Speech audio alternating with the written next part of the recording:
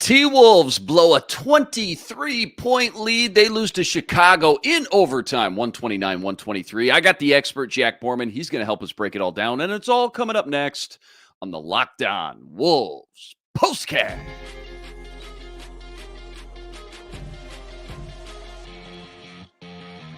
You are Locked On Wolves POSTCAST, part of Locked On Minnesota on the Locked On Podcast Network. Your team every day. What's up? What's up? Back in the lab, back at it. Another T-Wolves POSTCAST episode right here on the Locked On Sports Minnesota Network. You got myself, Luke Inman, at Luke_Spinman.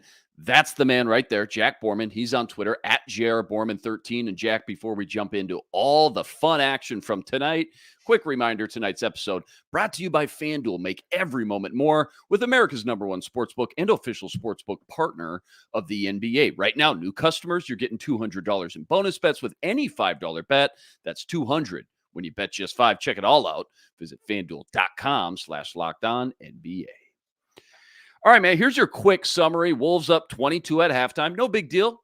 Nice little cushion, 22-point lead. Ant and Cat looking the part of two all-stars, both of them. They were on a mission early on. Wolves were locking down Chicago on the other side that first half as well. In fact, Chicago starts 2 of 12 from 3 in that first half. But, Jack, stop me if you've heard it before. Wolves let this team back into it. Bulls, give them credit, scratch and claw their way to overtime. Wolves just run out of gas at the end. They lose another heartbreaker, 129-123. They drop to 35-16 on the year. Back-to-back games now, Jack, where we've watched them get out to these big leads early on and then watch the wheels fall off and just hand one away. Kick us off, though. What's your biggest takeaways? What's tomorrow's headline read in the sports section? And bigger picture, dude, how tough is it to stomach these kinds of games and watch some what would be wins turn into losses like this?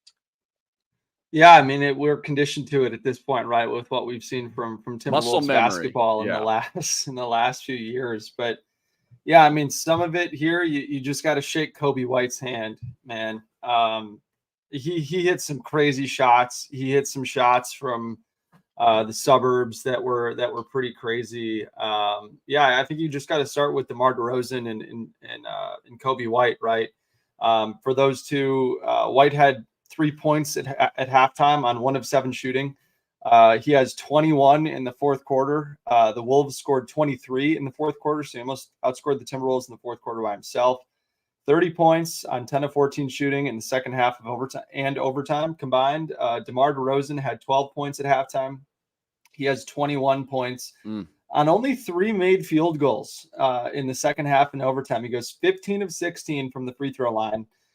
Just doing an excellent job of drawing fouls. I think he's one of the guys that I think you kind of put in that Luka Doncic range of, guys who are just excellent at legitimately drawing fouls and using pump fakes and footwork and everything inside the arc to get to the free throw line. I mean, you think about, I want to say the Wolves scored, 51 points in the 54 points in the second half and overtime. Those two for the Bulls had 51. So they almost outscored the Timberwolves by themselves. So I think you just kind of marinate on that. Yep, Jeff's got it right there, which is pretty tough. And then the other big takeaway for me, right? The Timberwolves absolutely deserve to lose this game when you lose all the key areas that they lost. They lost points in the paint, 56-40. They lost free throw attempts, 32-26. They lost free throw percentage, 84-73. They lost fast break points, 26 fast break points given up to the Bulls tonight, while the Wolves only scored 13. These two teams had the same amount of turnovers, 14, but Chicago scored more points off of them, 22-15. The only key area that the Timberwolves won was 3-point shooting. Absolutely incredible 3-point shooting from the Timberwolves tonight. They made a season high 23 pointers on 45 attempts. That's 44%.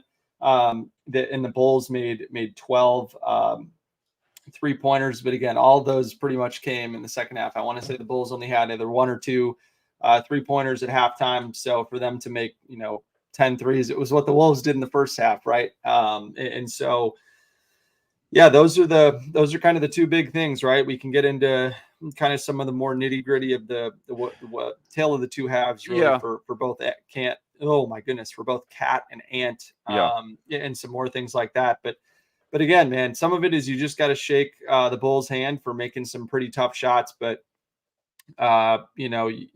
what you can't shake someone's hand about, right, is this fourth quarter offense that is just continued to disappear on the Timberwolves, and we can talk about some symptoms of that problem. But I do think it might be time to start adjusting some of our expectations for what happens to the Timberwolves team come April and May, or however far you think this Timberwolves team might go. Yeah, harsh reality right there. Harsh truth to face. Absolutely. And I do want to talk about Cat and Ant for sure. I want to talk about the fourth quarter crumbles that they've had, but I'm probably most curious about your thoughts on this defense. And I know you touched on it a little bit, but that's the bread and butter of this team, right? That's their identity. That's what they're supposed to lean on in the hard times and in crunch time. And they were, like you said, so dominant in the first half, man. Suffocating. Bulls started 0 for 9 from beyond the arc early on. So, like, what were they doing in the first half, I guess, that helped them get out to that early lead? And more importantly, what'd you see in the second half from an X's and O's standpoint that helped Chicago rally all the way back down from 23? Because they couldn't get a stop for their life as that game got into crunch time. Just great shooting. Just put your hands up and say, you know what? Give credit where credit's due on Chicago. Or was there more to it? Yeah, I definitely think there was more to it. I mean, if you look in the first half, I mean, the Chicago team is a team that doesn't space the floor very well. They're one of the worst 5 shooting teams in the league. They're one of the worst 5 3-point shooting teams in the league. I believe they're bottom 5 in free throw attempts. And without Zach LaVine, obviously, they're just a much less dynamic team. And the Bulls decided to start 2 centers against the Timberwolves tonight. And the Wolves did a great job of playing a really tight shell defense. Playing in the gaps on Kobe White and DeMar DeRozan was a big reason why neither of those 2 guys really got much of anything going in the first half. And so that was something that was really good. That the Bulls team is also a team that didn't really score much in the paint. And so I thought the Timberwolves did an excellent job of kind of forcing Bulls drivers to the middle of the floor, where the Timberwolves could use their length and kind of take away some passing lanes. They did a good job of forcing turnovers early. It's just that, like this Timberwolves team has all season, they've really struggled to score more points off of turnovers. And I think that's something that, has got to frustrate them. I think they probably left 7, 8, 9, 10 points off turnovers out there tonight, just because, we saw Jaden had a couple of really inopportune turnovers in transition, which was unfortunate. But again, the Timberwolves did a great job of not allowing the Bulls to take threes early in this game. And the threes that the Bulls did take were pretty tough contested threes, near the end of the shot clock, and guys that they want to have taking threes were taking threes. And, when you play like that, and then you have an analytical defense, right? You're forcing a lot of mid-range shots. You're not allowing threes in the corner. You're not allowing the other team to get to the free throw line. Just if you can force teams to do that, chances are you're going to have a really strong defense. And then when you, just combine the playmaking that the Timberwolves have all over the place defensively, they did a really good job of just kind of preventing the Bulls from getting into any type of offensive rhythm. And that just totally didn't happen in the second half. I thought that they let Kobe White walk into way too many wide open threes. They didn't do a good job of getting out onto shooters, especially, guys who were playing off the ball that were 2 passes away did a really bad job of paying attention to the ball. And we saw some skip passes, pretty standard, just, oh, that guy's wide open, let me just throw him the ball because the defender's not paying any attention.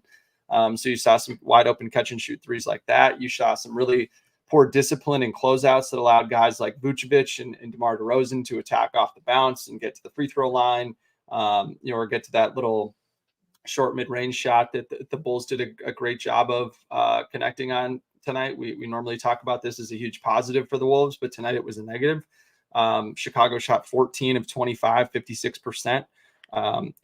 In that 4 to 14 foot range. And then if you want to just look at everything inside of 14 feet, they made 32 shots inside of 14 feet. And I obviously don't have the numbers for each game of the season in front of me, but I would be shocked if that wasn't a season high in terms of allowing 32 made shots inside the free throw line. So I think for the Timberwolves, then, when you're giving these guys runways to open shots and just playing really poorly disciplined defense, I think it allows guys that struggle early on in the game to kind of find some confidence, get a rhythm. It gets the crowd back in the game. They pretty quickly got this game down inside of 15 points. And then 15 points became 11 points, and then 8 points, and then I thought too in that third quarter, the Timberwolves got really 3-point happy. I think 13 of their 23 shots in the third quarter were 3-pointers. You got to, give credit to Naz Reid, Nikhil, Jaden all made some timely threes, but I thought that they just didn't make the defense work very hard in that third quarter. And when you're playing, undisciplined defense on one end, not making the defense work on the other end, it just kind of feeds the momentum machine, right? That you saw play out tonight. And then that sets you up for another fourth quarter when they've been leading. I don't know what the Timberwolves record is. If you want to isolate it into, the last month, it seems like every single time they've had anywhere from a 7 to 12 point lead going into the fourth quarter, they've lost the game. I don't know what it is about that kind of danger zone, but again, you saw it happen the other night. You saw it happen tonight where the Timberwolves make a 3 right away. That happened against the Magic. Carl made a 3 right away to get it back to double digits. In this game, Mike makes a 3 right away to get it back to double digits. And then things just kind of started unraveling from there. And we can get into, a little specifically of what happened in that fourth quarter. But I don't think this game was on Chris Finch in any way. I know that people want to, condemn Chris Finch for this, but the Timberwolves ran a lot of plays in the fourth quarter and overtime. That was not the problem tonight. It was just their execution on those plays. But I'll let you kind of decide where you want to go from here. Well, yeah, we got a lot to talk about for sure. And obviously only so much time, about 20 minutes or less. But, something real quick I just want to touch on, because there's a lot of chatter in the stream about the refs tonight, or the lack thereof. If you missed it, Tony Brothers, the official, left with an apparent Achilles issue. So I'm curious just how much did the fact this game only had 2 refs for that second half play a factor and dictate the game, you think? Because I know the technical with a minute left on slow-mo, who's chirping on the bench, by the way, was something you usually see them swallow the whistle for. And again, I don't know what was said and the magnitude of that, but maybe when you're down a man as a ref, you're trying to do a little bit too much. But that 1 point from that technical obviously came into play at the end when you go into overtime instead of being up 1. And I know I don't like to sit here and talk about the refs night in and night out. We don't usually do this, but I think it deserves at least a little bit of attention tonight. Yeah, I've never seen that call ever. I've seen a lot of terrible calls against the Timberwolves. I've seen the jersey untucked Chris Paul Oklahoma City game. Right. Is probably like Good number one worst call I've ever seen in my life. But that one is up there. But again, like if we want to point fingers at the officiating, Karl Anthony Towns missed a technical free throw shot in this game on a 3-second defensive 3 seconds call, I believe. He makes that, like, you could say the same thing. The Timberwolves win this game, right? So, Shea Flores is a new NBA ref this season. They refed in the WNBA last season and the season before that. I thought they were one of the worst officials in the WNBA and got called up to the NBA this season. So if that gives you an idea of how desperate the NBA is that's crazy for new officials. Wow. That's just kind of the state of affairs right now. And so I really don't think that the officiating was like the reason or really a reason why they lost the game. Like obviously there was that Kobe White moving to his left thing on Ant when they were down 5, but the game was kind of already over at that point. I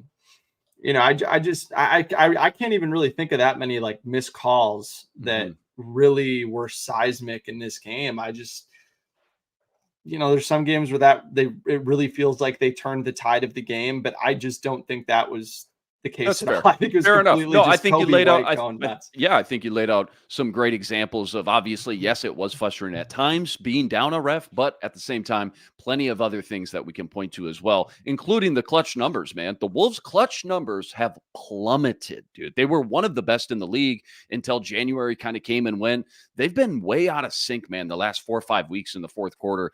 Bulls obviously come back from that 23-point deficit tonight. They lose to Orlando by 2. They blow that 17-point lead the game before.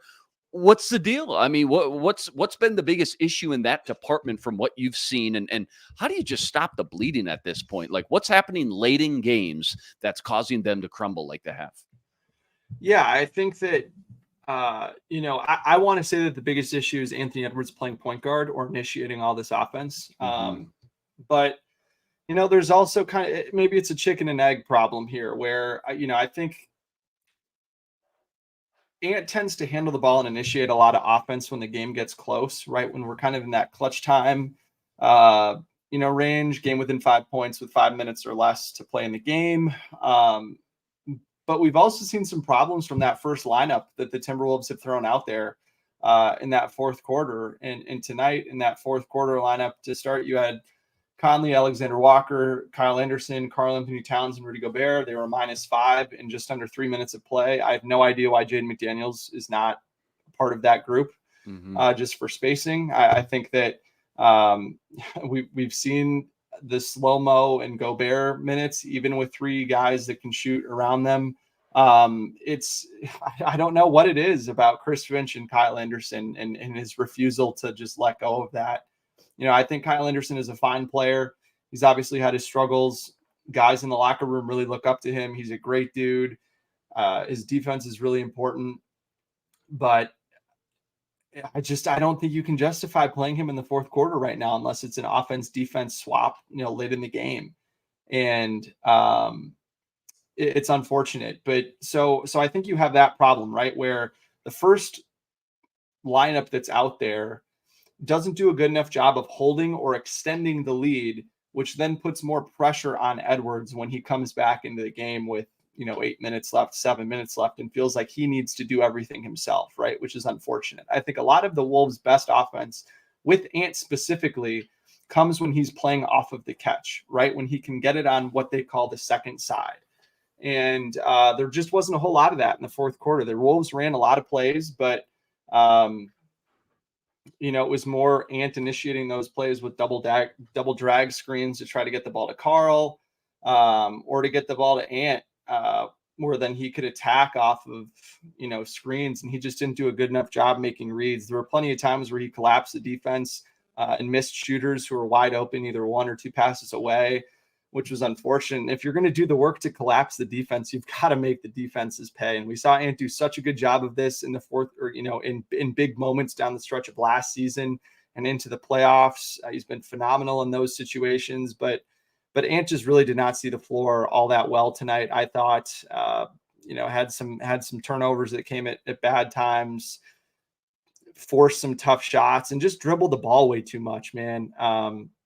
You want to look at Ant only had 5 points, I believe, after the 3:35 mark of the third quarter, when he had 30 points, or maybe 7 points, excuse me, after that point. I think it was just a tale of two halves for the Wolves stars, right? Those 2 guys scored 41 points, 41 of the 60 points in the second half. And then, in the second half, just really, really struggled to get it going. Karl had 15 points in the second half in overtime, made some huge shots in the fourth quarter, but neither of those guys really were consistently, able to find any type of rhythm, score off the dribble, score off the catch. It was just a struggle for both those guys. And I think it's frustrating for Wolves fans, no doubt, when you saw how complimentary those guys were playing off of one another, just totally dominating the game in the first half. And then it completely goes away in the second half. I certainly think that Anthony Edwards playing point guard rather than an off-ball guard has a lot to do with that. So I really am just kind of out of solutions at this point, because the Wolves ran a ton of scripted offense in the fourth quarter and overtime. There were plenty more possessions where they ran plays to try to get guys the balls in spots where they could attack, and guys just weren't able to make plays. They either missed reads or missed shots, and it was unfortunate to see. And then you compound that with lacking defensive discipline and an ability to rebound, right? There were so many possessions that the Wolves just struggled to close out in this one. 13 offensive rebounds allowed for 16 second chance points. That makes it pretty tough. All right, plenty more deep dive, including some more trade scenarios with the deadline coming up, and that's all coming up right after this. quick reminder. Tonight's episode brought to you by FanDuel. You got to make every moment more with America's #1 sportsbook and official sportsbook partner of the NBA. Right now, new customers, you're getting $200 in bonus bets when you place any $5 wager. That's $200 in bonus bets when you throw down just $5 on any bet. And you don't even have to win. You will not find a better promo than this all year long. If you've been thinking about joining FanDuel, there's no better time to get in on all the action. The app, it's so easy to use, and they got everything you need. Money lines, we're talking parlays, we're talking prop bets, over-unders, you name it, they got it. FanDuel's got everything you need to bet on the entire NBA season, and it's by far the easiest and simplest betting app to use. Go check it out for yourself. Visit FanDuel.com/lockedon. That's FanDuel.com/lockedon today. America's #1 sportsbook. FanDuel, official partner of the NBA. Okay, let's switch gears here a little bit. Running out of time, about 10 minutes or less. We're getting down to crunch time with this trade deadline approaching. I know Tim Conley could be interested in maybe a backup point guard just to maybe help save Mike Conley's legs for the long stretch. First off, who's even a realistic option that's available and attainable within the, the confines of the Wolves cap space and assets that they have to play with? And of those guys, who's near the top of your wish list that, fit best with the Wolves roster and what they need right now? Yeah, I think the Timberwolves, I completely understand that philosophy of, wanting to be able to kind of manage Conley's minutes a little bit and get another ball handler in there. But, we've heard point guard is what they're looking for in the trade market. I just think they need more scoring and spacing and shooting, right? So Alec Burks is up there at the top of the list for me. Royce O'Neal is another one who the Timberwolves have been linked to that I think would be a really good fit. Is a guy that has experience playing on both ends of the ball with Rudy Gobert and Mike Conley.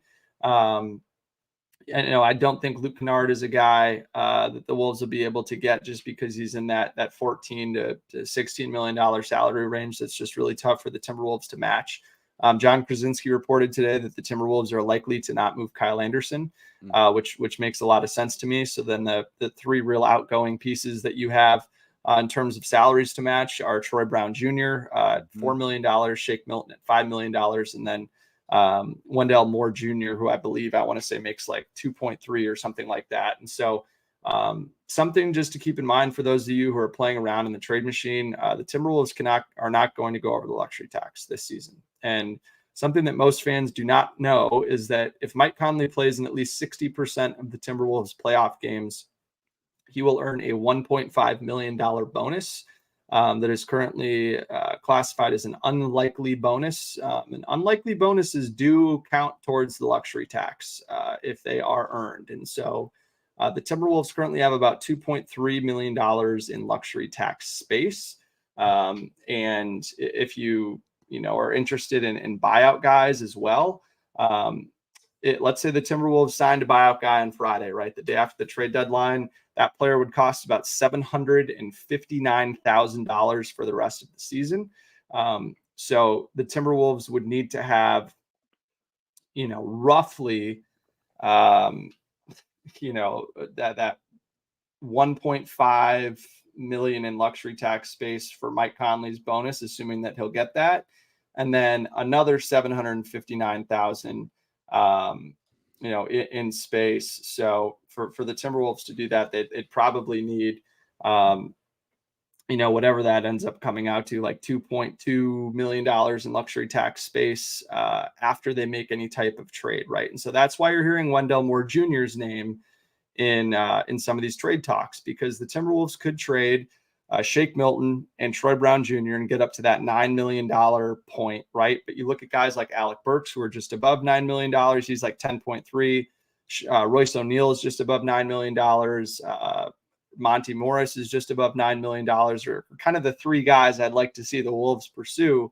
But then the risk you run is if you bring that guy in, you're then not going to be able to stay under the luxury tax if Mike Conley hits that, that unlikely bonus, and you want to bring in a buyout guy, right? So I think a lot of you're right. The Wolves do have 822 or whatever it is. I think it's whatever it ends up being. But the problem is that let's say you want to take in a guy who, like, there's no wiggle Morris, room. You got no wiggle there's room. no wiggle room. So you Sure. can't take more money in than you send out.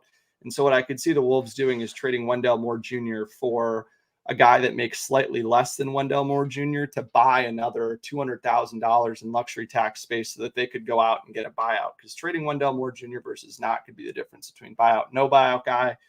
So that's just something to keep in mind. But the three guys that are atop my trade wish list for sure are Alec Burks, Royce O'Neal, and Monte Morris. And it'll be really interesting to see what the Wolves do. They could also be a player in the buyout market. Kyle Lowry, we've all thought that he was going to go to Philadelphia. He's from Philadelphia, played for Nick Nurse in Toronto. Went to Villanova. But now with the Joel Embiid injury, Joel Embiid very well could be out the rest of the season. Does Kyle Lowry want to go there? Not sure. He played under Chris Finch for half a season in Toronto. John Krasinski also mentioned Doug McDermott is a buyout guy, plays for the Spurs right now, would fit really well, in handoff actions with Rudy Gobert, just as a spot up catch and shoot guy, guy they could run some Malik Beasley type plays for that Chris Finch certainly still has, in the back of his mind, ready to unleash. So it'll be really interesting to see what ends up happening, considering how many moving parts there are. Right, a lot of variables. Quiet and kind of how eerily quiet this trade deadline is. Normally we see a couple of trades happen by now. We haven't seen that. So it'll be a fun next 38 hours or whatever it is until the deadline. Yeah, is that all we got? 42 hours. I don't know. Wow. Oh man, with these migraines, man, I can't do math. Yeah. So. I won't do that to you. Gun to your head though. You gave us three great names to at least jot down and keep in the back of our mind. Gun to your head though. Odds the Wolves actually make one of these moves. Like, is it all wishful thinking, or 95%? Okay. All right. I think it's inconceivable to me that the Wolves would stand pat at the trade deadline and not do anything. I would, I don't know if it'll be one of those three guys necessarily, but sure. But you think they're definitely going to make a move? I would say there is a 90% plus chance that the Wolves make some sort of move at the trade deadline. I like it. All right, coming up, we're going to preview the Wolves Bucks on deck, and that's all coming up right after this. Quick reminder, tonight's episode brought to you by BetterHelp. What are some things you want to keep the same about yourself or about your life in 2024? Where are you already crushing it?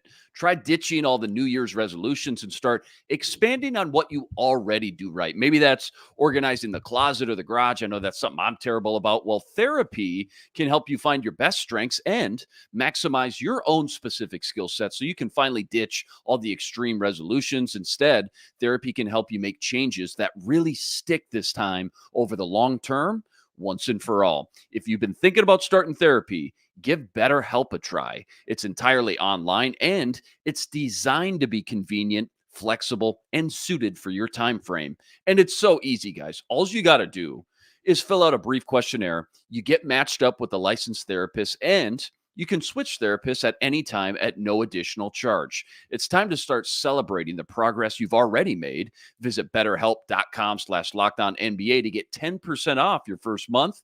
That's BetterHelp, HELP.com/LockedOnNBA. Okay, couple minutes left here. Bucks on deck. Obviously, they're one of the best in the league for a reason. Currently third in the East behind Boston and Cleveland. That Giannis Lillard combo, though, it's got to be one of the nastiest 1-2 punches in the NBA, I would think. Give us a quick little tease as far as what to expect out of that matchup, where the Wolves need to win and attack to give themselves the best chance Thursday.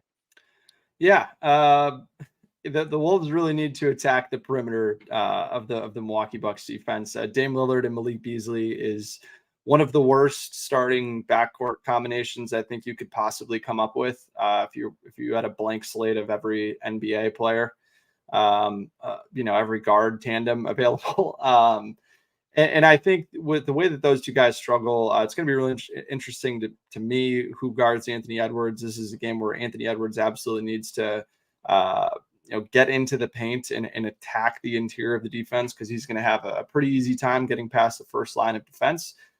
This is another game where, Rudy Gobert is going to guard Giannis Antetokounmpo. Most likely he's going to play off of Giannis, and there are going to be guys that are going to need to do a really good job of helping, because that's not a matchup that Rudy Gobert can take by himself, especially when Giannis drives and gets inside to the rim.